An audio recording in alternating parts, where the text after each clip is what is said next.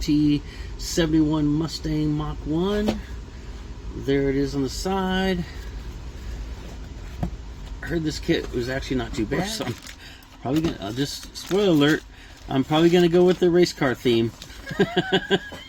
Just because I love that theme. So here's some, I'll just give you a quick look right here. It's got the, looks like the stock ones plus a little more sporty wheels. Oh, got a nice little riser on it. That's cool. Honestly, I really haven't looked much at this kit since I got it.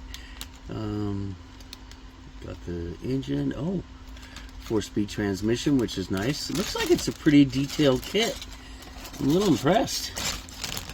I love it when they do detail like that. Little fin for the back. Oh, it's even got a racing dash on it. That's perfect. And a roll bar. Holy shit, I did not realize that. You know what's funny about that is they really didn't show that on the, if I remember correctly, they did not, yeah, they don't really show that on the box at all. So I'm a little shocked to see that, but that is perfect because that's exactly what I was going for. How cool is that? So it's got the full-on roll bar, has the, let's see, 4-speed transmission, racing dash on it already. Yeah, this is cool. That is really cool.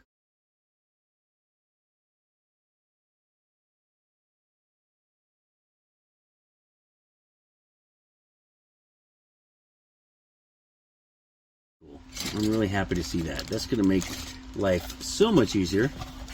Let's see what the decals look like. Oh, nice decals. I like those. Really a lot of detail to them. Those are little tiny little guys.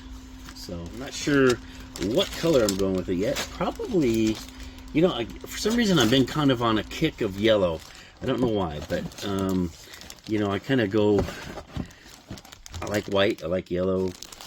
I like black. Okay, I like just about all colors. So yeah, so there it is. Oh, it's even got traction bars if you want to go for more of a dragster.